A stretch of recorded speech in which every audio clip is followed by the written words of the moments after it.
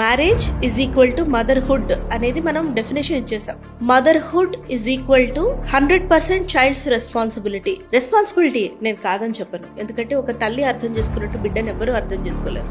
నేను నా జర్నీ చెప్తాను. ఈ రోజు ఈ పాడ్కాస్ట్ వస్తూ కూడా నేను మా బాబుని తీసుకొచ్చా. ఇంట్లో మా వారు లేరా, వర్క్ ఫ్రమ్ హోమ్ చేయట్లేదా, చూడగలరు.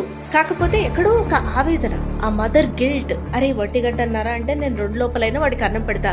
ఆయన ఉంటే ఏ మీటింగ్ లో పడిపోయి ఏ 4కి పెడతారో, వీడు తలుపు తెరుచుకొని పారిపోతుంటే అసలు చూడగలరో లేదో, ఇన్ని క్వశ్చన్స్. సో ఆ కండిషనింగ్ కి ఒక మదర్హుడ్ ని ఇచ్చేసాం సార్. అందులోంచి మొత్తమే బయటికి రాలేక, మొత్తము ఉండలేక, ప్రతిరోజు ఆ రొటీన్ని అబ్బా అని ఆనందంగా ఆస్వాదించలేక అది అబ్బా అదే అనిపిస్తూ ఉంటుంది చాలా సార్లు. పిల్లలు కూడా ఇలా చూస్తే ఇలా ఏం పెరగరు.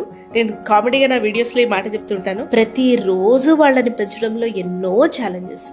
సో వీటన్నిటిలో కూరుకుపోతున్నాం సార్.